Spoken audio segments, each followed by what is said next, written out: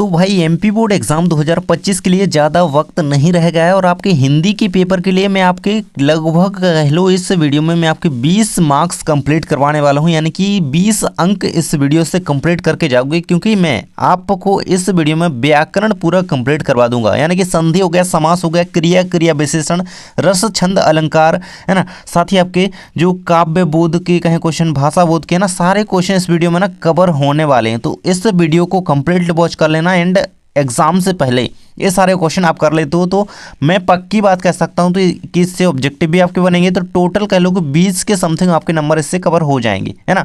क्योंकि मैं लगातार आपकी तैयारी करवा रहा हूं, थोड़ा वीडियोस लेट हो जा रहे हैं तो इसमें थोड़ा प्रॉब्लम्स की वजह से है, लेकिन अब आपको रेगुलर वीडियो देखने को मिलेंगे, है ना। तो चैनल को सब्सक्राइब कर लेना एंड इन क्वेश्चन को जरूर से करके जाना, है ना। भले ही आप सब्सक्राइब करो, जुड़ो हमसे, लेकिन इन क्वेश्चन को जरूर से करके जाना, ठीक है ना।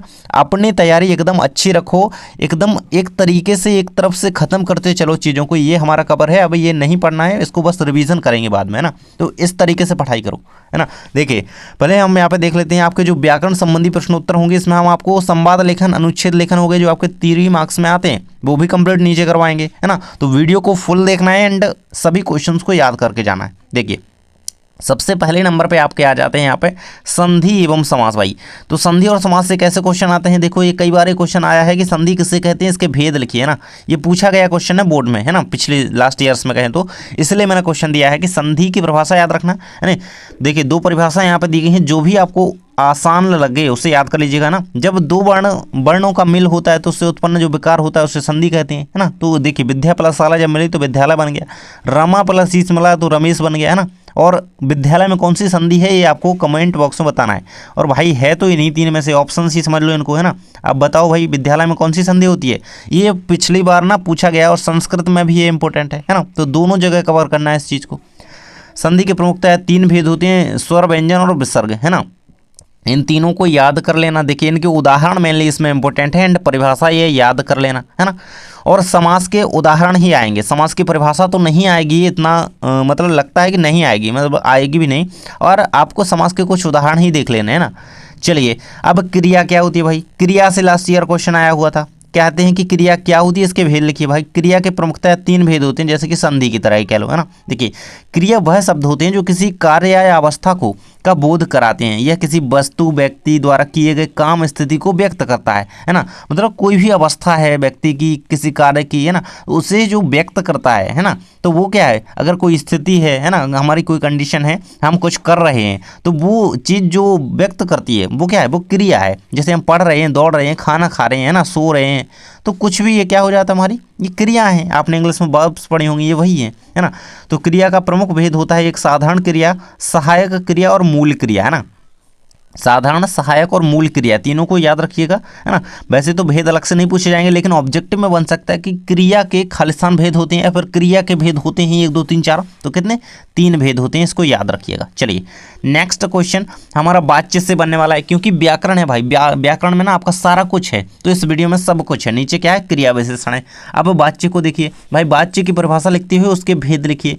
तो उत्तर क्या रहेगा इसका कि वाच्य वह रूप है जिसमें क्रिया द्वारा किए गए कार्य के कर्ता, कर्म और अन्य तत्व संबंधी तत्वों का संकेत होता है। यह वाक्य के प्रकार के आधार पर बदलता है, जैसे कृतवाच्य, कर्मवाच्य और भाववाच्य। प्रमुखतः वाक्य जो है वाच्य, हम 3 प्रकार के होते हैं, याद रखना, कृतवाच्य, कर्मवाच्य और भाववाच्य। इनको याद रखिएगा, बहुत ज़्यादा इंपॉर्टेंट है ना। प्रकार ही मेनली इसमें पूछे जा सकते हैं। और रचना, ये वाच्य है, है ना, ये वाच्य है। और मैं वाक्य का आपसे क्वेश्चन पूछ रहा हूँ कि कमेंट में बताइए कि रचना की दृष्टि से ना, रचना की और अर्थ की दृष्टि से ना, वाक्य कितने प्रकार के होते हैं, है ना। वाक्य की बात कर रहा हूँ, वाक्य ये वाला, है ना। तो ये कितने प्रकार के होते हैं, रचना की दृष्टि से कितने प्रकार के होते हैं, अर्थ की दृष्टि से कितने प्रकार के होते हैं। जल्दी से कमेंट बता दो भाई जिसे पता हो, क्योंकि इससे क्वेश्चन आने वाला है 100%, 1 नंबर ऑब्जेक्टिव आपका इससे आने वाला है। नेक्स्ट है आपका क्रिया विशेषण। भाई तो क्रिया विशेषण किसे कहते हैं, क्रिया विशेषण के मुख्य भेद लिखिए, है ना। तो देखो कोई भी टॉपिक है आपका, सबसे पहले तो आपको उसका ये पता होना चाहिए भाई कि है क्या ये चीज़, है ना। और इससे ऑब्जेक्टिव में बन जाता है कि ऐसे ऐसे ऐसा होता है तो खालिस्तान कहलाती है ना। ऐसे ऑब्जेक्टिव आ रहे हैं ना, अलंकार का भी आ रहा है, रस का भी, किसी का भी आ सकता है यार। तो परिभाषा मैंने याद होनी चाहिए। देखिए परिभाषा रहेगी आपकी कि क्रिया विशेषण वह शब्द होते हैं जो क्रिया विशेषण या अन्य क्रिया विशेषण के क्रिया, मतलब यहाँ पे देखिए रोकेंगे थोड़ा, क्रिया और विशेषण या अन्य क्रिया विशेषण के बारे में अधिक जानकारी प्रदान करते हैं। मतलब जो देखिए क्रिया के बारे में और विशेषण के बारे में जो जानकारी प्रदान करते हैं, जो विशेष ये इसमें प्रदान करते हैं, वो क्या है, क्रिया विशेषण कहलाते हैं। और यह क्रिया के तरीके, स्थान, समय या अवस्था को स्पष्ट करते हैं। क्रिया विशेषण किसी कार्य को किस प्रकार, कब, कहाँ और कैसे हुआ यह यहाँ पे वो बताता है, तो इससे इसकी पहचान हो जाती है। वह तेजी से दौड़ता है ना, वह तेजी से दौड़ रहा है, ये यहाँ पे क्या है, ये यहाँ पे इसकी एक तरीके से क्या विशेषता ही बताई जा रही है, तो ये क्या हो गई, क्रिया विशेषण। नेक्स्ट आपका इसके भेद नहीं है आपके, ये कहाँ कितनी, यहाँ पे हमने जैसे देखा कि समय, अवस्था और स्थान को बताता है, तो कहाँ कब कितना है ना, क्वांटिटी फ्रिक्वेंसी वगैरह हो गई, तो ये कहाँ पे, ये क्रिया विशेषण के अकॉर्डिंग यहाँ पे इसके भेद कह सकते हैं। नेक्स्ट हम देख लेते हैं आपके, देखो भाई 2 नंबर में परिभाषा आने हैं कि देखो या तो आ जाएगा आपका प्रबंध काव्य और मुक्तक काव्य में अंतर आ जाएगा ना, ये देखो नीचे दिया गया है प्रबंध काव्य, और दृश्य काव्य और श्रव्य काव्य में 2 नंबर में अंतर आ सकता है, इसीलिए मैंने 2 अंक ही लिखा है यहाँ पे। या फिर काव्य की परिभाषा इससे आ सकती है, तो ये लिखी हुई है ना, या फिर इससे महाकाव्य और खंड काव्य में अंतर बन सकता है। तो नीचे सारा कुछ है यार, अब कहाँ से जाएगा इससे नंबर बाहर, है ना, अब कोई नहीं इसका नंबर खा पाएगा, बस एक क्वेश्चन कर लेना। देखो काव्य की परिभाषा मेनली क्या होती है, इससे ऑब्जेक्टिव में भी एक क्वेश्चन बनता है। रसात्मकम वाक्यम काव्यम, इसका अर्थ होता है, अर्थात इसका लिखें कि रस युक्त वाक्य ही काव्य है ना, ये आचार्य विश्वनाथ ने दी है ना। तो ऑब्जेक्टिव में क्वेश्चन आ जाता है कि रसात्मकम वाक्यम काव्यम खालिस्तान द्वारा रचित परिभाषा है या फिर दी गई परिभाषा है, तो किसके, आचार्य विश्वनाथ, याद रखिएगा। काव्य की प्रमुखता 2 भेद होती हैं, एक दृश्य काव्य होता है, एक श्रव्य काव्य होता है। आप दोनों को जानते होंगे, हमने पिछली परीक्षा में इनको पढ़ रखा है ना डिटेल में। अब इन्हें यहाँ पे पढ़ेंगे हम दृश्य काव्य। देखो भाई, तो जिस काव्य रचना को हम आंखों से, भाई दृश्य का अर्थ क्या होता है ना, दृश्य जिसे हम देख सकते हैं और कानों से सुन सकते हैं, है ना, जिसे आप ये वीडियो ही देख रहे हो कह लो एक तरीके से, है ना, तो उससे आप देख रहे हो साथ में सुन रहे हो, तो ये क्या है, दृश्य काव्य है आपका। नेक्स्ट आपका है श्रव्य काव्य, तो जिस काव्य रचना का हम सुनकर रसवादन करते हैं। देखिए अब इसमें श्रव्य ही है केवल, आप भाई दृश्य की तो बात ही नहीं, केवल सुनकर के हम उसका आनंद लेते हैं, उसे क्या श्रव्य काव्य कहते हैं। तो श्रव्य और दृश्य में अंतर याद रखिएगा। चलिए नेक्स्ट क्वेश्चन आपका आ जाता है प्रबंध काव्य और मुक्तक काव्य में अंतर लिखिए। देखिए दोनों दिए गए हैं आपको, यहाँ पे देख सकते हैं। प्रबंध काव्य में छंद एक कथा सूत्र में पिरोए हुए होते हैं, जबकि मुक्तक काव्य में छंद एक दूसरे से स्वतंत्र होते हैं। देखो ये बहुत बड़ा ऑब्जेक्टिव बन गया है यहाँ पे, और लास्ट ईयर में ये 1 नंबर आपका दे रहा था, और लगभग मैं कह लूँ कि इस बार भी आने वाला है। कौन सा वह काव्य होता है जो एक दूसरे से स्वतंत्र होता है, मतलब पूर्णतः स्वतंत्र होता है, वो कौन सा, मुक्तक काव्य होता है ना, मतलब उसे कहते ही है, मतलब मुक्त है वो, उसे कोई टेंशन नहीं है भाई कि तू मुझे बांध के रखेगा, है ना, ये क्या है, मुक्त है एकदम से, एक दूसरे से स्वतंत्र होते हैं, इससे ऑब्जेक्टिव बना हुआ है, बनेगा, है ना। नेक्स्ट अंतर रहेगा इसमें, प्रबंध काव्य में किसी एक व्यक्ति के जीवन चरित्र का वर्णन होता है, जबकि मुक्तक काव्य में किसी अनुभूति, कल्पना या भाव का चित्रण होता है। नेक्स्ट नीचे क्वेश्चन दिया गया, यहाँ पे देख सकते हैं महाकाव्य एवं खंड काव्य में अंतर लिखिए। देखो इससे 2 नंबर में क्वेश्चन लगभग मैं कह लूँ कि हर साल आता है, एंड महाकाव्य और खंड काव्य का उदाहरण भी पूछा जाता है कि महाकाव्य कौन सा है, इसका नाम लिखिए, इसके रचयिता का नाम, है ना। तो देखिए नीचे इससे मैंने क्वेश्चन बनाया हुआ लिखा हुआ है, 2 के पूछे जाते हैं, मैंने 3 का लिखा है ताकि आपको याद रहे, तो आपका नंबर नहीं कटेगा। देखो तो महाकाव्य और खंड काव्य में अंतर किस तरीके से लिखेंगे, तो सबसे बड़ी बात हो जाती है कि महाकाव्य की कथा वस्तु क्या होती है, विस्तृत होती है, एक तरीके से लंबा होता है भाई, बड़ा होता है, तो क्या होती है, विस्तृत होती है। जबकि खंड काव्य की कथा वस्तु क्या होती है, सीमित होती है भाई, एक मतलब किसी एक घटना का वर्णन होगा तो सीमित ही होगी, है ना। महाकाव्य में अनेक पात्र होते हैं भाई, जब कथा वस्तु विस्तृत होगी, बड़ा होगा तो अनेक पात्र तो होंगे ही, है ना, क्योंकि लंबा चौड़ा है। इसमें क्या है, खंड काव्य में पात्रों की संख्या सीमित होती है या फिर कम भी लग सकते हैं। नेक्स्ट है आपका महाकाव्य में रसों का समावेश होता है, जबकि खंड काव्य में नहीं, मतलब अपेक्षाकृत कह सकते हैं कि कम होता है ना। अगला आपका महाकाव्य में 8 से अधिक सर्ग होते हैं, ये सबसे बड़ी विशेषता कह लो, इसमें अंतर कह लो, और ये ऑब्जेक्टिव में बनता है कि महाकाव्य में खालिस्तान सर्ग होते हैं, महाकाव्य में सर्ग होते हैं, कितने होते हैं, 8 होते हैं, याद रखिएगा। महाकाव्य में 8 सर्ग होते हैं, लेकिन खंड काव्य में सर्गों की संख्या कम रहती है, मतलब 8 तो महाकाव्य में होने ही चाहिए, और खंड काव्य में मतलब 5, 6, 2, 4, है ना, इस तरीके से यहाँ पर कह सकते हैं। चलिए अब देख लेते हैं ये वाला क्वेश्चन भाई, 3 महाकाव्यकारों के नाम रचनाकार से लिखिए भाई। तो रामचरितमानस तुलसीदास जी ने लिखा है, पद्मावत मलिक मोहम्मद जायसी ने, साकेत लिखा है किसने, मैथिली चरण गुप्त ने, और कामायनी भी आप एक याद रख सकते हैं। कामायनी किसकी रचना है, जय शंकर प्रसाद की, है ना, इनको भी याद रख सकते हैं आप, जय शंकर, है ना, इनको याद रखिएगा। ये छायावाद के प्रमुख कवियों में से एक है ना, इनको याद रखना, ये बहुत ज़्यादा इंपॉर्टेंट क्वेश्चन आपका इससे बन सकता है ना। तो ये हैं कुछ महाकाव्य और उनके रचयिताओं के नाम, इनका स्क्रीनशॉट कर लें, इधे इसे याद रखिएगा ना। और चैनल को सब्सक्राइब नहीं करा है तो भाई कर लीजिए, क्योंकि यहाँ पे आपको तैयारी एकदम विशेष तरीके से करवाई जा रही है। देखो यार यहीं पे तो लिखा था, मैं वैसे ही लिख रहा था, बता रहा था। चलिए नेक्स्ट क्वेश्चन आपका बनता है कि खंड काव्यों के नाम रचनाकारों से लिखिए, है ना। तो ग्रंथि क्या है, एक खंड काव्य है जो कि सुमित्रा नंदन पंत द्वारा रचित है। पंचवटी मैथिली शरण गुप्त की रचना है जो कि एक खंड काव्य है। एंड एक और करना चाहें तो सुदामा चरित याद रखिएगा, ये ऑब्जेक्टिव में बना हुआ क्वेश्चन है ना, सही जोड़ी में भी बन सकता है सुदामा चरित, चरित या फिर चरित्र भी, है ना, रामचरितमानस है जैसा सुदामा चरित। किसमें, नरोत्तम दास की रचना है, खंड काव्य है एक, याद रखना ऐसे, है ना, नरोत्तम दास, ये रहेगा आपका।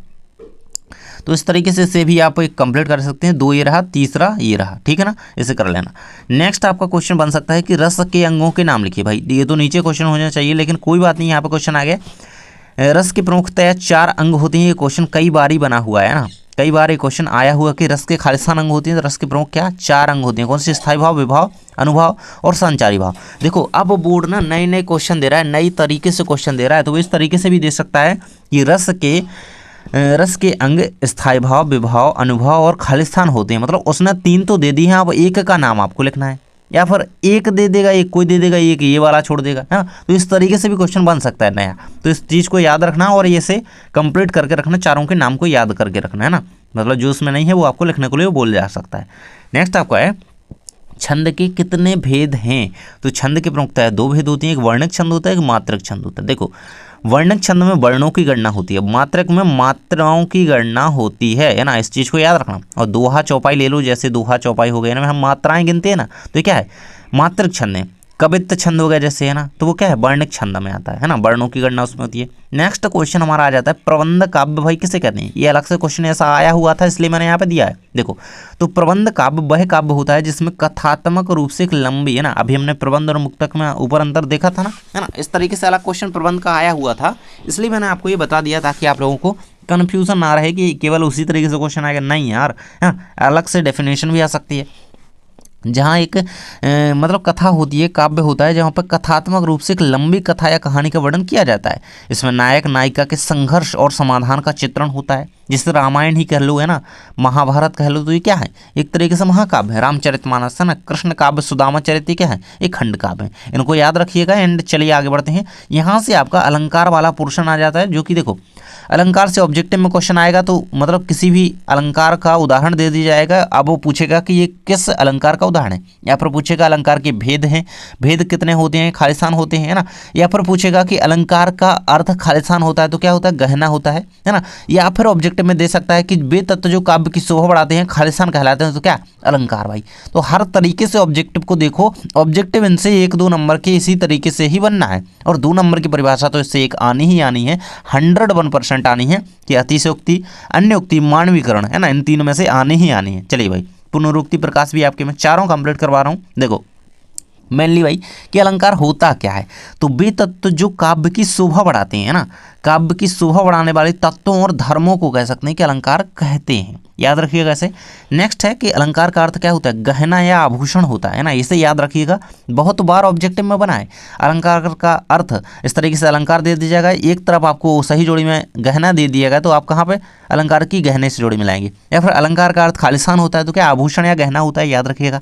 अलंकार के मेनली 3 भेद होते हैं, शब्दालंकार, अर्थालंकार और उभयालंकार। एक केवल ऑब्जेक्टिव के लिए आपको दे दिया है, इस तरीके से क्वेश्चन आता नहीं है कि अलंकार के भेद लिखिए, है ना, बन भी सकता है भाई। अब बोर्ड नए तरीके से चल रहा है, थोड़ा तो करना पड़ेगा, है ना, याद रखना शब्द, अर्थ और उभया, ठीक है। अब क्वेश्चन आता है अतिशयोक्ति अलंकार की परिभाषा उदाहरण से लिखे। भाई तो चलिए इसको देख लेते हैं, बहुत ज़्यादा इंपॉर्टेंट है और इसकी परिभाषा ना बिल्कुल से याद होती जाएगी आपको। देखो अतिशयोक्ति अलंकार क्या है, जहाँ काव्य में किसी वस्तु या व्यक्ति का स्वाभाविकता से अधिक, मतलब देखिए भाई जितना उसका है नहीं भाई वो चीज़ बताने की, उससे अधिक बढ़ा चढ़ा करके, मतलब लंबी लंबी फेंक करके वर्णन किया जाता है, तो वो क्या होता है, वहाँ पर क्या होता है, अतिशयोक्ति अलंकार होता है। जैसे कि देखो 2-2 मेघ बरसते मैं प्यासी की प्यासी, मतलब उन मेघों के बरसने का क्या ही मतलब यार, जब मैं प्यासी हूँ तो यही है ना, मतलब मेघों की तो इतनी बढ़ा चढ़ा कर यहाँ पर स्वाभाविकता बताई जा रही है, लेकिन मैं प्यासी की प्यासी, है ना, कोई अर्थ ही नहीं है। और एक और भी कर सकते हैं, हनुमान की पूंछ में लगन न पाई आग और लंका सारी जल गई गए निशाचर भाग, है ना, इसे भी कर सकते हैं। एंड एक और कर सकते हैं, राणा ने सोचा इस बार, है ना, वो इस तरीके से मुझे थोड़ा याद नहीं आ रहा लेकिन उसे कर लेना, है ना। तो जिसको भी याद हो अच्छी तरीके से कमेंट बॉक्स में जल्दी से बता दीजिएगा ना, राणा वाला वो उदाहरण है ना, तब तक चेतक था उस पार राणा ने सोचा इस पार, है ना, घोड़ा कैसे उतरे पार राणा ने सोचा इस पार, और तब तक चेतक था उस पार, इस तरीके से कुछ, है ना।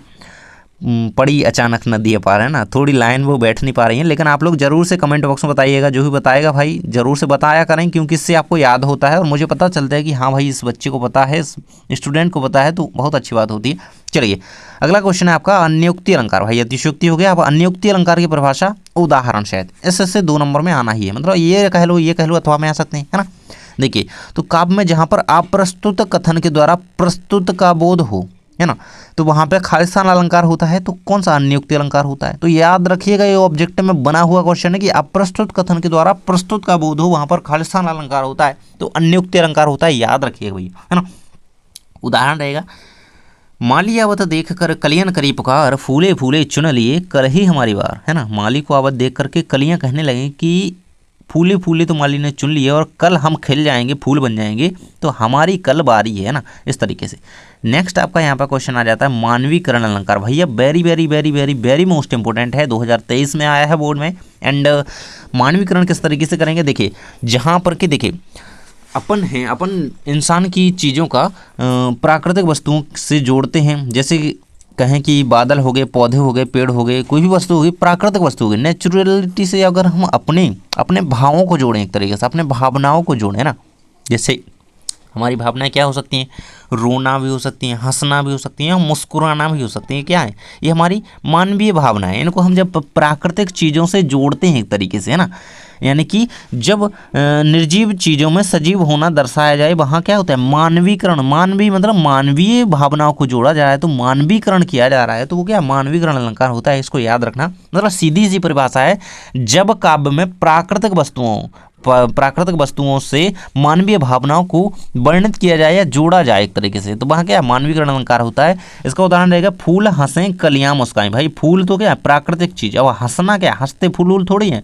तो अपन हंसते हैं, अपनी मानवीय भावना को जोड़ा गया यहाँ पे फूलों के हंसने से, तो ये क्या हो गया मानवीकरण हो गया एक तरीके से। कलियां मुस्काई, भाई कलियां भी मुस्काने लगी, अरे वाह, है ना, ये अपनी भी चीज़ें है ना, तो ये अपन ने प्रकृति को दे दी एक तरीके से, तो क्या है ये यहाँ पे मानवीकरण है। नेक्स्ट उदाहरण क्या है, चांद मुस्कुराया रात ने उसे चूम लिया, है ना, तो ये मुस्कुराना ये क्या है भाई, ये मानवीकरण है, मानवीय अभिक्रिया है, मानवीय भावना है एक तरीके से, है ना, तो इसे याद रखना। चलिए नेक्स्ट क्वेश्चन आपका आता है पुनरुक्ति प्रकाश अलंकार की परिभाषा उदाहरण सहित लिखे। भाई तो ये एक परिभाषा ये दी गई, एक परिभाषा ये दी गई, मतलब दोनों ही क्वेश्चन मैंने मतलब परिभाषा थोड़ी चेंज है, लेकिन आपको जो आसान लगे वो कर लेना है। चलिए दोनों को मैं आपको समझा देता हूँ। देखिए यहाँ पे कहता है कि जिस काव्य में क्रमशः शब्दों की आवृत्ति एक समान होती है किंतु अर्थ की भिन्नता नहीं होती है, उसे पुनरुक्ति प्रकाश अलंकार कहते हैं। मतलब शब्दों की देखिए पुनु पुनु है ना, पुनः है ना, एक तरीके से शब्दों की आपत्ति एक समान होती है किंतु अर्थ की भिन्नता नहीं होती, मतलब अर्थ हर जगह मतलब कह लो कि अलग अलग नहीं भी होगा, है ना, तो उसे क्या पुनरुक्ति प्रकाश अलंकार कहते हैं। जैसे लेखन बैठी जाकी सभी गहे गहे गर्भ गुरूर, है ना। अगला आपका इसकी परिभाषा रहेगी पुनरुक्ति की कि पुनरुक्ति प्रकाश अलंकार तब होता है जब एक ही शब्द या वाक्य का पुनरावृत्ति द्वारा प्रभाव बढ़ाया जाता है ना। मुझे ये ठीक लग रही है ना, इस परिभाषा को याद रखना है एंड आपको आसान रहेगी ये थोड़ा, है ना, जहाँ पर एक ही वर्ण बार बार लाया जाए और उससे कविता में काव्य में हमें क्या लगे कि यही उसे प्रभावित कर रही है ना। मतलब जैसे एक बोई कह लो नन्ना मुन्ना राही हूँ देश का सिपाही हूँ, है ना, नन्ना मुन्ना, है ना, तो उसमें क्या है वो नन्ना मुन्ना जो था ना उसमें एक प्रभाव डाल रहा था अलग से एक गाने में, है ना। तो वैसे ही इसमें वह नन्हा सा बच्चा दुनिया को सिखा गया बड़ा काम, है ना। इसमें जो नन्हा सा बच्चा है ना वो एक तरीके से इसमें प्रभाव बढ़ा रहा है, तो वहाँ क्या है पुनरुक्ति, है ना, मतलब एक ही जो शब्द है बार बार आ रहा है एंड उसमें प्रभाव डाल रहा है, तो वो क्या वहाँ पे एक तरीके से पुनरुक्ति और प्रकाश यानी कि प्रभाव डाल रहा है, तो इस तरीके से इसे याद रखना। चलिए आगे हमारे आ जाते हैं रस। देखो भैया हम अलंकार कंप्लीट कर चुके हैं, 2 अंकी में आपके रस से किस प्रकार से क्वेश्चन आएंगे भाई, ऑब्जेक्टिव तो रस से बनना ही बनना है, 101% है कि बनना है ना। एंड इससे क्या परिभाषा बनेगी भाई, रस की, कौन से रस की परिभाषा, भाई सारे के नीचे दी गई हैं, उदाहरण दिए गए हैं। एंड आपको इससे नंबर नहीं कटना चाहिए यार, क्योंकि मैं ना बहुत बार आपको ये कंप्लीट करवाया हुआ हूँ, एंड इससे नंबर कट गया ना बोर्ड में यार, क्यों ये छोटी छोटी चीज़ें काट के रखो, इसलिए इसे ध्यान से पढ़ लेना इन क्वेश्चंस को। देखो तो देखिए, रस की परिभाषा प्रकार एवं अंगों को समझाइए, इस तरीके से बहुत ही मतलब रेयरली कह लो कि इस क्वेश्चन आता है, लेकिन नहीं आएगा, है ना। देखिए वैसे आपको याद होनी चाहिए कि रस जिस काव्य को पढ़ने सुनने अथवा देखने में पाठक श्रोता अथवा दर्शक को, है ना, पढ़ने वाला कौन हो गया, पाठक हो गया, सुनने वाला श्रोता हो गया, देखने वाला दर्शक हो गया, उससे जो आनंद मिलता है ना, उसे क्या, उसे रस कहा जाता है ना। तो इसे याद रखना। रस के प्रमुखता है 4 अंग होती है, तो ऑब्जेक्टिव में बनता ही बनता है, तो इसे याद रखना। स्थायी भाव, संचारी भाव और विभाव और अनुभाव। और ये चीज़ याद रखना कि संचारी भावों की संख्या 33 होती है ना, ये ऑब्जेक्टिव में बनता है इतनी बार, मतलब यार कह लो कि ये बोर्ड हर बार देता है। और संचारी भावों की संख्या कितनी होती है, 33, 33, या फिर इस तरीके से दे सकता है 33, है ना, ये रहेगा, है ना। 33 और 35 ये दोनों देते हैं, मतलब बच्चों को कंफ्यूज किया जाता है, तो बस ये 33 याद रखना, 33, है ना, ये क्या होती है, संचारी भावों की संख्या होती है, याद रखिएगा, है ना। और स्थायी भाव तो आप सभी को बताया, जब 10 रस हैं अगर, तो प्रत्येक का 1 होगा, मतलब जितने रस हैं उतने का 1-1 होगा, सभी का 1-1 होता है। अब भाई इससे ऑब्जेक्टिव में ना एक बोर्ड में बनने वाला है, देख लो बिल्कुल ध्यान से, है ना। अभी बता दूं कि किसी न किसी एक रस का स्थायी भाव आपसे पूछा जाने वाला है, चाहे ऑब्जेक्टिव में कह लो या फिर भाई परिभाषा लिखोगे तो चाहिए ही चाहिए। देखो, श्रृंगार रस का रति होता है, करुण का शोक, हास्य का हास, वीर का उत्साह, रौद्र का क्रोध, भयानक का भय, अद्भुत का विस्मय, विभत्स का जुगुप्सा या घृणा, शांत का निर्वेद होता है, एंड वात्सल्य का वत्सल, है ना। ये चीज़ याद रखना। श्रृंगार को रसराज भी कहा जाता है, क्या, श्रृंगार रस को रस राज भी कहा जाता है, क्योंकि रसों का राजा जो है वो श्रृंगार रस होता है। श्रृंगार के मेनली 2 पार्ट होते हैं, दो कहें कि इनके प्रकार होते हैं, तो कौन कौन सा, एक संयोग होता है एंड एक वियोग होता है ना। संयोग एंड वियोग, ये 2 इसके भाग होते हैं, या फिर कह लो प्रकार होते हैं श्रृंगार के, है ना। और इसी तरीके से हम सभी की परिभाषा आपको बता देते हैं, एंड चलिए देख लेते हैं। यहाँ पर देखिए, श्रृंगार रस की परिभाषा आपको दी गई, आपको मेनली ये लाइन याद कर लेना, सभी रसों की परिभाषा याद हो जाएगी। देखो भाई, तो कहता है कि सहृदय के हृदय में, देखो यहाँ पे कह रहे हैं कि सहृदय के हृदय में रति नामक, भाई श्रृंगार रस का जो स्थायी भाव है वो क्या है, रति, है ना। तो हमने यहाँ पे रति लिख दिया। रति नामक स्थायी भाव का जब विभाव अनुभाव और संचारी भाव के साथ संयोग होता है, तो वहाँ क्या, श्रृंगार रस का रूप ग्रहण कर लेता है, या फिर श्रृंगार रस की निष्पत्ति होती है। अब इसी प्रकार से हम रस का नाम चेंज करके, है ना, रस और स्थायी भाव का, मतलब ये रस जो ही है जिसकी परिभाषा लिख रहे हैं यहाँ, तो उसी का लिखेंगे, और स्थायी भाव का नाम चेंज करके हम अन्य सभी रसों की परिभाषा बना सकते हैं। जैसे हमें देखो, जैसे अब हमने श्रृंगार की तो कर ली, श्रृंगार का उदाहरण भी देख सकते हैं कि राम को रूप निहारती जानकी, कंकण के नग की परिछाई, याते सबे सुधी भूल गई, कर टेक रही पर टारत नहीं। इसमें क्या है, श्रृंगार रस है ना, संयोग श्रृंगार है इसमें, याद रखिएगा, है ना, श्रृंगार रस। अब भाई, अब हमें लिखनी है हास्य रस की परिभाषा या फिर करुण रस की परिभाषा, है ना। जैसे हमें हास्य की परिभाषा लिखनी है ना, तो हम क्या लिखेंगे, सहृदय के हृदय में। अब हास्य का स्थायी भाव क्या होता है, तो रति की जगह वही यहाँ पे लिख देना काट के, हास्य का होता है हास, तो हास नामक स्थायी भाव का जब विवाह हुआ संयोग होता है, तो श्रृंगार की जगह क्या, हास्य लिख देंगे, बस कंप्लीट है परिभाषा, ठीक है ना। अब इसी तरीके से हमें वीर रस की परिभाषा लिखनी है भाई, है ना, ये नीचे आ गया ना वीर रस, है ना। तो वीर रस की कैसे लिखोगे, देखो वीर का क्या होता है, उत्साह होता है, वीर का क्या, उत्साह होता है, तो बस रति की जगह क्या कर देना, उत्साह को लिख देना, एंड ये परिभाषा वही का वही पूरा उतार देना, एंड ये नाम चेंज कर देंगे, बस कंप्लीट है, ठीक है ना। इस तरीके से कर लोगे। अब देख लेते हैं उदाहरण। करुण रस में क्या, राम राम कही राम कही, राम राम कही राम, ऐसे आ जाता है कि इसमें खालिस्तान रस है ना। देखो मतलब खालिस्तान रस तो नहीं, लेकिन हाँ पंक्तियों में कौन सा रस है, इस तरीके से आ सकता है क्वेश्चन, तो बना करके रखो। और किसी भी रस की परिभाषा बन सकती है, तो बिल्कुल सबको याद कर लो। हास्य रस का रहेगा, कहा बंदरिया ने बंदर से चलो नहाने गंगा, है ना, ये वाला आपको याद ही होगा, और शादी वाला भी कर लेना, है ना। अगला है वीर रस का, बूढ़े भारत में भी आई फिर से नई जवानी थी, खूब लड़ी मर्दानी वह तो झांसी वाली रानी थी। नेक्स्ट रौद्र रस यानी कि क्रोध होता है इसका, इसकी भी उसी तरीके से परिभाषा बना लीजिएगा। श्री कृष्ण के सुन वचन अर्जुन क्रोध से जलने लगे, सब शोक अपना भूल कर करतल युगल मलने लगे, संसार देखे अब हमारे शत्रु रण में मृत पड़े, करते हुए यह घोषणा हो गए उठकर खड़े। भयानक रस का आपको उदाहरण दिया गया यहाँ पे, एक और अजगर ही रखी, एक और मर गराए, बिकल बटो ही बीच ही प्रयो मूर्छा खाए। अद्भुत रस में कहता है कि बिनु पग चले बिनु सुने बिनु कान, अद्भुत इसका क्या होता है, स्थायी भाव होता है इसका विस्मय अद्भुत का, एक तरीके से आपको आश्चर्यचकित अद्भुत चीजें दिख रही है ना। बिनु पग चले भाई, बिना पाँव के तो चल रहा है। सुने बिनु काना, बिना कानों के सुन रहा है। कर बिनु कर्म करे विधि नाना, आना रहे त सकल रस भोगी, और बिनु वाणी बक्ता बढ़ जोगी, है ना। ये रहेगा इसका कंप्लीट। एंड अगला आपका रस आता है वात्सल्य रस। भाई देखो, जैसे मैंने परिभाषा ऊपर बताई है वो भी इसकी लिख सकते हैं, लेकिन मेनली इस रस में होता क्या है, इसमें बच्चों की लीलाओं को वर्णन किया जाता है। जैसे कि चलत रामचंद, है ना, ठुमक चलत रामचंद बाजत पैजनिया, और जसोदा हरि पालने झुलावे, इस तरीके से इसको उदाहरण लिख सकते हैं। तो जहाँ बच्चों की आनंदमय क्रीड़ाओं और बातों का वर्णन होता है वहाँ पर वात्सल्य रस होता है। और वात्सल्य रस के प्रमुख कवि कौन है? सूरदास जी हैं, इनको याद रखिएगा, है ना। सूरदास जी ने बात कृष्ण जी की रचनाओं का ना, मतलब छोटी बच्चों की जो क्रीड़ाएं होती हैं उनका वर्णन किया जाए, वहाँ पर क्या होता है? वात्सल्य रस होता है। और इन्होंने कृष्ण की लीलाओं का वर्णन किया है। तो ये क्या है? सूरदास के प्रमुख, मतलब वात्सल्य रस के प्रमुख कवि कह लो, है ना, याद रखिएगा। नेक्स्ट क्वेश्चन आपका छंद से क्या आएगा भाई? तो 2 अंक में छंद से आने वाला है। तो छंद, इसमें अंतर आ सकता है। देखो, मात्रा को बाढ़ने, इन दोनों को बता चुका हूँ कि इसमें मात्राओं की गणना, इसमें वर्णों की गणना, है ना। उदाहरण याद रखिएगा, मात्रक छंद का उदाहरण दोहा चौपाई होता है, और वर्णिक छंद का सवैया और कवित्व होता है ना, इसमें वर्णों की गणना होती है इसलिए, है ना। चलिए नेक्स्ट आपका भाई क्या बनेगा? चौपाई छंद, है ना, जो कि एक मात्रक छंद है, यहाँ पे हम देख ही चुके हैं। तो चौपाई छंद की परिभाषा उदाहरण सहित। अब भाई ये क्वेश्चन ना, ये बिल्कुल मैं कह लूँ कि बोर्ड में आने वाला है। इसमें 16 मात्राएं होती हैं, इससे ऑब्जेक्टिव ये वाला आने वाला है। हर साल ये बोर्ड दे रहा है। और इसका उदाहरण रहेगा रघुकुल रीति सदा चली आई, प्राण जाई पर वचन न जाई। इसको याद कर लेना, ये चौपाई है एक, है ना। रामायण की कोई भी चौपाई आप लिख सकते हैं। थोड़ा ऐसा लिखिएगा कि थोड़ी प्रचलित टाइप, है ना, जो सभी को पता हो लगभग। नहीं तो आप इतनी गहरी लिख दें कि वो एग्जामिनर को भी नहीं पता है, तो वो आपको मार्क्स देने में थोड़ा हिचकिचाएंगे, एंड उनको नहीं पता है तो वो नंबर भी काट सकते हैं। इसलिए आपको ऐसे लिखना है जो कि पता हो, है ना।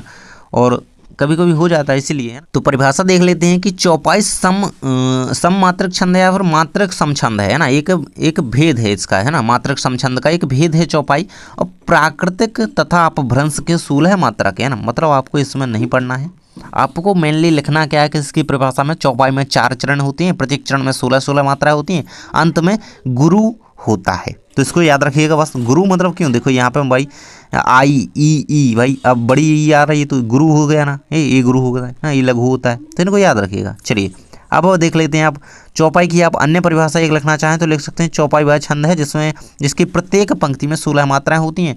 देखो भाई, मैंने आपको सरल से सरल बताने का प्रयास किया है ताकि आप लोगों को याद हो सके, है ना। अब जो भी आपको याद हो रहा है उसे कर लीजिएगा, क्योंकि अभी देखो आपकी अभी परीक्षा हुई है अर्धवार्षिक, उसमें ना बोर्ड में इस तरीके से क्वेश्चन आया था भाई। बोर्ड ने इस तरीके से क्वेश्चन दिया था कि वो आपसे पूछ रहा था कि चौपाई छंद की परिभाषा और उसके लक्षण लिखिए, है ना, इस तरीके से। तो भाई ये परिभाषा आप लिख देंगे कि 16 मात्राएं होती हैं, है ना। इसकी प्रत्येक पंक्ति में 16, इसमें कुल 2 पंक्तियां होती हैं, आमतौर पर 4 चरणों में बांटा गया होता है ना। तो रामचरितमानस में बहुतायत से इनका प्रयोग हुआ है। अब लक्षण क्या होते हैं भाई? यही तो लक्षण है कि इसमें मात्राएं 16 होती हैं और पंक्तियां समान लंबाई की होती हैं, भाव और विचारों की स्पष्टता, इसलिए इस छंद का जो है प्रयोग किया जाता है ना। अब दोहा छंद आ जाता है आपका। दोहा छंद में क्या होता है भाई? दोहा छंद के पहले और तीसरे चरण में 13 मात्रा होती हैं। पहले, ये पहला चरण होता है, एंड ये तीसरा चरण होता है ना। ये दूसरा चरण होता है, एंड ये चौथा चरण होता है ना। याद रखिएगा, ये दूसरा है, ये चौथा है, और ये पहला है, एंड ये तीसरा है ना। इसको याद रखिएगा। तो इसमें पहले और तीसरे में, पहले और तीसरे में क्या होता है? 13 मात्राएं होती हैं। याद रखिएगा, ये ऑब्जेक्टिव में बना है कि पहले और तीसरे में खालिस्तान मात्राएं होती हैं, तो उसमें आप लोग यहाँ पे कंफ्यूज हो जाते हो और गलत कर देते हो। क्या 13 मात्राएं होती हैं? देखिए इस तरीके से भी याद रख सकते हैं। देखो इनका तो फिर याद ही बना रहेगा कि पहले और तीसरे, मतलब पहला और तीसरा की बात कीजिए, पहला इसमें लिखा है पहला और तीसरा, है ना, 13, पहला और तीसरा, ये 13 इस तरीके से। और ये रहेगा दूसरे का, याद कर लेना ऐसे। इसके बाद हमारी शब्द शक्ति आ जाती है। तो शब्द शक्ति, शब्द में अंतर्निहित अर्थ का बोध कराने वाली शक्ति को क्या शब्द शक्ति कहते हैं? इससे ऑब्जेक्टिव में क्वेश्चन आया है ना, खालिस्तान कहते हैं। तो क्या शब्द शक्ति मेनली 3 प्रकार की होती है। ऑब्जेक्टिव में ये भी क्वेश्चन बनना है, शब्द शक्ति के भेद खालिस्तान होते हैं या फिर निम्न में से भेद होते हैं? तो कितने? 3 होते हैं, अभिधा, लक्षण और व्यंजना। इसके बाद अभिधा शब्द शक्ति क्या होती है? तो जिस शब्द शक्ति के माध्यम से शब्द का सबसे सरल स्पष्ट मुख्य अर्थ निकले वह शब्द शक्ति अभिधा शब्द शक्ति कहलाती है। अशोक पुस्तक पढ़ रहा है, कल वर्षा हो रही थी, ये क्या है? मतलब स्पष्ट अर्थ निकल रहा है, तो ये क्या है? इस अभिधा शब्द शक्ति है। इसके बाद है लक्षणा शब्द शक्ति, तो मुख्य अर्थ की बाधा होने पर रूढ़ि या प्रयोजन के कारण जिस शक्ति के द्वारा मुख्य अर्थ से संबद्ध अन्य अर्थ की प्राप्ति होती है तो वहां पर क्या होता है, लक्षणा शब्द शक्ति होती है। तो यहाँ पे उदाहरण दिया गया, पेट में आग लगी है, में आग लगी है वाक्य अपना अर्थ छोड़कर और लक्ष्य अर्थ है। मतलब देखिए अपन कहते हैं ना कि बहुत तेज पेट में चूहे दौड़ रहे हैं, तो अपन के पेट में ऐसा तो होता नहीं है कि चूहे दौड़ रहे हैं, अपन उसको मतलब उसका मेन अर्थ क्या होता है, लक्ष्य अर्थ क्या होता है, उसका होता है कि भूख लगी है बहुत तेजी से, है ना। तो इस तरीके से यहाँ पे पेट में आग लगी का ही बताया गया। अगला है व्यंजना, जिस शब्द शक्ति के द्वारा मुख्य अर्थ और लक्ष्य अर्थ से भिन्न अर्थ प्राप्त हो, है ना। लक्षणा में क्या हो रहा था कि मुख्य अर्थ से अन्य लक्ष्य अर्थ प्राप्त होता है, इसमें मुख्य और लक्ष्य से अन्य मतलब इन दोनों से ही अन्य, है ना। इसमें मुख्य से लक्ष्य प्राप्त हो रहा था व्यंजना लक्षणा में, अब व्यंजना में मुख्य और लक्ष्य दोनों से ही अलग भिन्न अर्थ प्राप्त होता है, उसे व्यंजना कहते हैं। सुबह के 8 बज गए हैं, जैसे देखिए तो सुबह के 8 बजे सबके संदर्भ में अलग अलग है, क्योंकि कोई सुबह के 8 बजे स्कूल जाता है तो कोई कुछ करता है ना, तो अलग अलग सबके काम होते हैं। तो ये क्या है, व्यंजना शब्द शक्ति। इसके बाद शब्द गुण आता है। शब्द शक्ति और शब्द गुण ये तीन प्रकार के दोनों होते हैं, इन दोनों को याद रखिएगा। प्रसाद, माधुर्य और ओज, ये 3 गुण होते हैं। ओज गुण क्या कहें कि एक तरीके से ये वीर रसी है ना, इसको याद रखिएगा। चलिए ये देख लीजिएगा प्रसाद गुण यहाँ पे, तो जिस काव्य को सुनकर या पढ़कर बुद्धि में निर्मलता आ जाए, मन में पवित्रता का एहसास होता है, वहाँ पर क्या प्रसाद गुण होता है। उदाहरण रहेगा, हे प्रभु आनंददाता ज्ञान हमको दीजिए, है ना। ये ऑब्जेक्टिव में बना हुआ क्वेश्चन है कि हे प्रभु आनंददाता ज्ञान हमको दीजिए, खालिस्तान का उदाहरण है, खालिस्तान गुण का उदाहरण, तो प्रसाद गुण का। नेक्स्ट है आपका माधुर्य गुण। तो माधुर्य गुण क्या होता है कि जिस काव्य को सुनकर या पढ़कर के मन पुलकित हो जाए, है ना, कानों में मधुरता, उसमें माधुर्य है तो मधुरता की अनुभूति होती है, वहाँ पे माधुर्य गुण होता है। तो ये इसका उदाहरण आपको दिया गया है ना, श्रृंगार रस का ही उदाहरण है, इसे याद कर लीजिएगा। नेक्स्ट है आपका ओज गुण, जिस काव्य को सुनकर या पढ़कर चित्र में वृद्धि, है ना, उत्तेजना, एक तरीके से मोटिवेशन मिले एक तरीके से, है ना, तो भाव मोटिवेशन वाला उत्तेजना वाला भाव जागृत होता है, तो वहाँ पे क्या होता है, ओज गुण होता है। वीर तुम बड़े चलो, धीर तुम बड़े चलो, या फिर झांसी की रानी वाला भी लिख सकते हैं ना, या फिर वो वह खून कहो किस मतलब का, है ना, एक तरीके से वही गाने आपको लिखना है, इसमें काव्य लिखना है जो कि यहाँ पे फिट बैठे, है ना, ओज गुण हो इनमें। नेक्स्ट आपका है मुहावरे और लोकोक्ति, इससे भी 2 नंबर में क्वेश्चन आता है। एक तो अंतर आता है, या फिर कहते हैं कि निम्न मुहावरों की वाक्य में प्रयोग कीजिए। तो पहला है निहाना लेना, है ना, और भी सारे आपको देख लेने अपनी जो भी पुस्तक में दिए गए हों, और बोर्ड के लास्ट टाइम जब मैं बताऊंगा वो तो करके ही जाने। अर्थ क्या रहेगा इसमें, निहाना लेना, बहुत ध्यान से देखना। और वाक्य क्या रहेगा, गुरुजी ने छात्रों के चेहरे का निहाना लिया, है ना। अगला है हाथ साफ करना, तो चोरी करना, चोर ने दुकान से गहने पर हाथ साफ कर दिया। अंधे की लाठी एकमात्र सहारा, तो जो माता पिता बुढ़ापे में अपने बच्चों के अंधे की लाठी हो मानते हैं। आंख का तारा, बहुत प्यारा होना, वह अपने दादा दादी की आंख का तारा है। छक्के छुड़ाना, अर्थ क्या रहेगा, पराजित करना, खिलाड़ी ने अपने विरोधी टीम के छक्के छुड़ा दिए। इस तरीके से इनका प्रयोग याद रखिएगा ना सभी को, और भी इनके लगभग जो आसपास के हैं उन्हें देख लेना। अगला है आपका लोकोक्ति, तो इस तरीके से तो परिभाषा मुश्किल है कि आएगी, लेकिन याद रखना कि धोबी का कुत्ता घर का ना घाट का, ये क्या है, एक लोकोक्ति है ना। ऐसे कई सारे उदाहरण होते हैं जो कि वाक्य में प्रयोग में पूछे जा रहे हैं, है ना। अब नई तरीके से पहले मुहावरे का ही वाक्य प्रयोग आ जाता था, लेकिन अब लोकोक्ति का भी आ रहा है, तो इसको याद करना है। नेक्स्ट है आपका मुहावरे और लोकोक्ति में अंतर, ये 2 नंबर में आता ही आता है। तो मुहावरा एक वाक्यांश है, लोकोक्ति क्या है, संपूर्ण वाक्य है। इसका प्रयोग स्वतंत्र रूप में नहीं होता है, इसका प्रयोग स्वतंत्र रूप में होता है। इनका प्रयोग भाषा को बल देने के लिए होता है, इनका प्रयोग किसी घटना विशेष के लिए होता है। मुहावरे शरीर के अंगों के नाम पर भी होते हैं ना, मुहावरे जो होते हैं शरीर के अंगों के नाम पर, ये क्या होते हैं, इनके प्रयोग में फल प्राप्त होने की आशा की जाती है ना। जैसे आँख के अंधे नाम नयन सुख, है ना, नाकों चने चबाना, है ना, और एक कान वाला, इस तरीके से कई सारे उदाहरण हो सकते हैं, तो इसको याद रखना। नेक्स्ट, इसका कोई जो है अन्य नाम प्रचलित नहीं है मुहावरे का, इसको सामान्य रूप से कहावत भी कहा जाता है ना। लोकोक्ति क्या कहलाती है, कहावतें कहलाती हैं।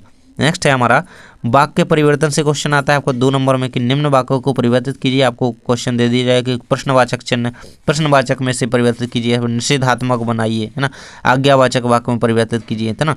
देखिए वाक्य आपको दिया गया, मैं कल भोपाल जाऊंगी, अब इसको प्रश्नवाचक बनाना है, तो क्या मैं कल भोपाल जाऊंगी, और एक क्वेश्चन मार्क लगाना मत भूलना, क्योंकि आप प्रश्नवाचक वाक्य बना रहे हो। नेक्स्ट है आपका, यह आपका विद्यालय है, तो निषेधात्मक सीधा बात है, यह आपका विद्यालय नहीं है, है ना, मतलब आपने इसे नेगेटिव कर दिया। नेक्स्ट राम घर जाता है, अब आज्ञावाचक बनाए, तो राम घर जाओ, एक तरीके से आज्ञा दी जाए कि राम घर जाओ। अगला है आपका निबंध। तो इससे क्या क्वेश्चन बनेगा, निबंध से निबंध की परिभाषा ये कर लेना कि निबंध उस गद्य रचना को कहते हैं जिसमें एक सीमित आकार के भीतर किसी विषय का वर्णन या प्रतिपादन एक विशेष निजीवन, स्वच्छंदता, सौष्ठव और सजीवता तथा आवश्यक संगति और संबद्धता के साथ किया गया वो क्या होता है, निबंध होता है। इसको याद रखना है, बाबू गुलाब राय ने परिभाषा दी थी। नेक्स्ट है आपका आचार्य रामचंद्र शुक्ल ने भी निबंध की परिभाषा दी है। उन्होंने कहा यदि गद्य कवियों की कसौटी है तो निबंध गद्य की कसौटी है। ये याद रखना, ये ऑब्जेक्टिव में क्वेश्चन आया हुआ है ना, खालिस्तान में भी बना है एंड आपके सही विकल्प में भी बना है कि ये खालिस्तान किसने परिभाषा दी है, आचार्य रामचंद्र शुक्ल ने, है ना। और इनकी एक रचना का नाम आपको कमेंट बॉक्स में बता देना है कि आचार्य रामचंद्र शुक्ल की एक रचना कौन सी है, उसका नाम जरूर से लिखिएगा। एंड चलिए देख लेते हैं निबंध लेखन की विशेषताओं से। ये 3 नंबर में क्वेश्चन आता है, शायद 3 नहीं 2 ही में आएगा, अगर आएगा तो, नहीं तो आएगा ही नहीं, है ना। जिसको याद रखना, मैंने ये परिभाषा का ही लिख देना है कि कसावट होती है, प्रभावशाली होती है, निजीपन होती है, स्वच्छंदता होती है, सौष्ठव सजीवता का ध्यान रखा जाए ना, ब्राह्म चिन्हों का उपयोग किया जाए, है ना, विचार बिखरे ना हो, है ना, मतलब कोई हम वाक्य खत्म कर रहे हैं तो उसका एक अर्थ निकले स्पष्ट, इस तरीके से। अब अनुच्छेद लेखन, तो मेनली आपको बताऊंगा कि मेरे जीवन का लक्ष्य का कर लेना, और भी 2-4 देख लेना अनुच्छेद लेखन में, है ना, तो उनको कर लेना। मेरे जीवन का लक्ष्य इस तरीके से आप लिख सकते हैं, आप अपने अकॉर्डिंग में लिख सकते हैं जो आप करना चाहते हैं ना। तो मेरे जीवन का लक्ष्य समाज में सकारात्मक बदलाव लाना है और अपने परिवार को खुश रखना है ना, इस तरीके से आप ये पूरा लिख सकते हैं। इसके बाद संवाद लेखन, तो 2 मित्रों के बीच परीक्षा की तैयारी बस संवाद लिखिए, है ना, इस तरीके से भी क्वेश्चन आ रहा है, तो इसे कंप्लीट कर लेना। ये लास्ट 2-3 साल से ना रिपीट हो रहा क्वेश्चन है, 3 नंबर में आता है आपका, तो इसे कंप्लीट कर लेना। देखिए पहला मित्र यानी कि आपका जो भी दोस्त, इसे तो आप आसानी से लिख सकते हो आप, क्योंकि आप 2 मित्रों के बीच का ये एक तरीके से, है ना, कन्वर्सेशन होता है, इसे लिख सकते हैं। यार परीक्षा में बस कुछ ही दिन बाकी रह गए हैं, मुझे तो समझ नहीं आ रहा है क्या करूँगा ना, यही स्थिति अभी आप लोगों की है। इस तरीके से आप ये पूरे 2 मित्र नाम भी यहाँ पे मित्र की जगह लिख सकते हैं ना, तो इस तरीके से पूरा कंप्लीट कर लीजिएगा। इसके बाद और कौन से आपको जो है संवाद कंप्लीट कर लेने हैं, तो आपके दादाजी और सब्जी विक्रेता के बीच हुई बातचीत पर संवाद लिखना है। 2 मित्रों के बीच परीक्षा की तैयारी पर संवाद लिखना है ना। परशुराम व लक्ष्मण के बीच हुई बातचीत को अपने शब्दों में आपको लिखना है। सूरदास के पद गोपियों में उद्धव, है ना, गोपियों और उद्धव के बीच क्या बातचीत हुई उसके संवाद लिखिए, है ना। नानी के घर से लौटने के पश्चात अपनी माता के साथ संवाद को लिखिए। इनके उत्तर यहाँ पर नहीं है लेकिन इनको कंप्लीट कर लेना, है ना, मैंने ये आपको नमूने के तौर पे ये उत्तर बता दिया और इनको आपको कंप्लीट प्रैक्टिस के लिए कर लेना है ना, ये प्रैक्टिस के लिए आपको। नेक्स्ट आपका व्याकरण संबंधी अन्य जो महत्वपूर्ण प्रश्नोत्तर हो सकते हैं, कुछ प्रश्न यहाँ पर दिए गए हैं जो छूट गए हों अगर, तो इनसे कवर हो जाएंगे, है ना, कुछ हैं 10-12 ही हैं, इनको और देख लेना, फिर आप ना बिल्कुल व्याकरण से फ्री हो जाओगे। पहला क्वेश्चन है इसमें, हिंदी गद्य की सर्वाधिक लोकप्रिय कहानी कौन सी है ना, लोकप्रिय विधा कौन सी है कहानी, तो सबसे पहली कहानी कौन सी है, इंदुमती, है ना। इंदुमती हिंदी साहित्य की पहली कहानी है ना, इसे याद रखना, किशोरी लाल की रचना है ये, और कहानी जो है सबसे लोकप्रिय विधा है गद्य की। और रिपोर्टाज का अर्थ क्या होता है और किस भाषा से लिया गया, तो रिपोर्टाज जो है फ्रांसीसी भाषा से लिया गया शब्द है ना, फ्रांच भाषा से, याद रखना इस चीज़ को, ऑब्जेक्टिव में बना हुआ क्वेश्चन है ना। रिपोर्टाज खालिस्तान भाषा का शब्द है, रिपोर्टाज शब्द है किस भाषा का है, या फिर रिपोर्टाज दे देंगे इस तरफ, एक तरफ कई भाषाएं दे देंगे, या फिर ऑब्जेक्टिव में कह लो सही जोड़ी में, है ना, तो कहाँ पे फ्रांसीसी को याद रखना। नेक्स्ट आपका आधुनिक हिंदी गद्य का विकास किस युग से प्रारंभ हुआ, तो आधुनिक हिंदी गद्य का विकास भारतेंदी युग से, है ना। ये भाई पिछले क्वेश्चन पेपर में आपका पूछा गया है ना, लास्ट ईयर में, अभी ऑब्जेक्टिव बना था त्रैमासिक में भी शायद, है ना, तो इसको याद कर लेना बिल्कुल से। आधुनिक हिंदी गद्य का विकास जो है भारतेंदी युग से प्रारंभ हुआ था। नाटक और एकांकी में 2 अंतर लिखने थे आपको, नाटक और एकांकी। देखिए भाई, नाटक एक विस्तृत काव्यात्मक संरचनात्मक रूप होता है और ये आता ही आपका 2 नंबर में आता है, और कहानियाँ उपन्यास में, ये दोनों के अथवा में आते हैं, नाटक एकांकी कहानी उपन्यास अथवा में आते हैं ना। ये क्वेश्चन ये रहेगा, कहानी का आकार छोटा होता है, उपन्यास का आकार बड़ा होता है। भाई आकार बड़ा होगा तो इसमें पात्र भी कम होंगे, मतलब कहानी का आकार छोटा होता है, पात्र कम होंगे, है ना, घटनाक्रम या पात्र की कहानी का वर्णन किया जाता है। तो इस तरीके से कहानी उपन्यास में अंतर जो कर लीजिएगा, अब वैसे आपको याद ही होंगे, रिवीजन कर लेना। नेक्स्ट आपका है जीवनी किसकी लिखी जाती है, देखो किसी व्यक्ति के जीवन पर आधारित होती है जीवनी, है ना। उपन्यास सम्राट भाई कौन है, मुंशी प्रेमचंद है, इनको याद रख लेना, है ना। मुंशी प्रेमचंद को उपन्यास सम्राट कहा जाता है, इनको याद रखना, है ना। इनकी कई रचनाएं हैं और एक कहानी, मतलब उपन्यासों के राजा हैं, एक तरीके सम्राट हैं, है ना, और इन्होंने बहुत सारी कहानियाँ लिखी हैं। और जिसको भी इनकी 1-2 कहानियों के नाम पता है तो कमेंट में बता दें। एकांकी में कितने अंक होते हैं, तो एकांकी में केवल 1 अंक होता है, ये ऑब्जेक्टिव में क्वेश्चन बनता है हमेशा। नेक्स्ट है हिंदी उपन्यास सम्राट किसे कहते हैं, उनके 2, देखो इस तरीके से क्वेश्चन आपके लास्ट ईयर पेपर में आया था, इसलिए मैंने क्वेश्चन दिया, है ना।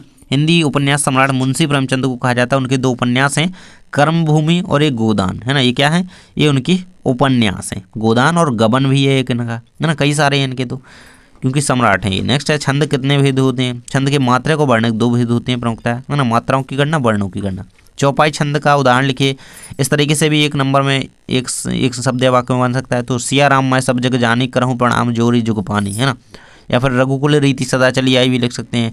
नेक्स्ट आपका है, आख्यानक विधाएं किसे कहते हैं, उदाहरण से लिखिए। तो आख्यानक विधाएं वे हैं जिनमें किसी घटना या कथा का वर्णन किया जाता है, जैसे कथा, उपन्यास। छंद की परिभाषा क्या होती है। छंद वह काव्य रचना होती है जिसमें मात्रा, वर्ण और लय का प्रयोग किया जाता है, वो छंद कहलाती है ना। लयबद्ध रचना को छंद कहती हैं। नेक्स्ट है, माधुर्य गुण की परिभाषा। इस तरीके से क्वेश्चन आता है बोर्ड में, है ना। तो माधुर्य गुण वह है देखिए, जैसे हमने बताया अभी, मधुरता हो जिसमें, है ना, आकर्षण उत्पन्न हो, नम्रता हो एक तरीके से, है ना। तो ये क्या होता है, वहाँ पे मिठास हो, जहाँ पे मधुर का अर्थ क्या होता है, मीठा मीठा, मधुरता, नम्रता, ये सारी चीज़ें जहाँ पे हों, जिसका वहाँ पे माधुर्य गुण होता है। उदाहरण क्या रहेगा इसका, तेरे चेहरे पे मुस्कान जो है वो सारी दुनिया में इकलौती है। इस तरीके से इसका उदाहरण यहाँ पे दिया गया है। नेक्स्ट आपका रहेगा, दोहा छंद की उदाहरण लिखिए। तो दोहा, जितने भी दोहा रामायण के हैं या फिर रामचरितमानस का कोई भी दोहा आप लिख सकते हैं। और ये भी दिया गया है आपको, संत मिलन की को जाइए, तजी ममता अभिमान, जैसे गण गह नर मायना, तैसे संत सुजान। तो इस तरीके से आप कर सकते हैं दोहा छंद की परिभाषा। तो दोहा एक मात्रक छंद है जिसमें क्या 13-11 मात्राओं के 2 चरण होते हैं ना। तो इस तरीके से आप इसे याद रख सकते हैं। तो इस तरीके से हम सारे क्वेश्चन आपके व्याकरण के कंप्लीट कर चुके हैं। यदि आपने अभी तक चैनल को सब्सक्राइब नहीं किया तो कर लीजिए, क्योंकि जानकारी टीच पे आपके लिए हर एक सब्जेक्ट की तैयारी करवाई जा रही है। और इस तरीके से आप तैयारी करेंगे तो आप अपने एग्जाम में बहुत अच्छा स्कोर करने वाले हैं। वीडियो को लाइक कर दें, दोस्तों के साथ शेयर करें और चैनल को सब्सक्राइब तो कर ही लेना है। और साथ ही आपको अगर इन सारे क्वेश्चंस को अच्छी तरीके से तैयार करने के लिए PDF चाहिए तो टेलीग्राम को ज्वाइन कर लें, क्योंकि मैं वहाँ पे PDF डालूंगा और जल्दी ही वहाँ पे PDF आपको मिलेंगे। तो टेलीग्राम ज्वाइन कर लें, नीचे डिस्क्रिप्शन में लिंक है। और इंस्टाग्राम पर भी आपको फॉलो कर लेना है। थैंक्स फॉर वॉचिंग, मिलते हैं नेक्स्ट वीडियो में।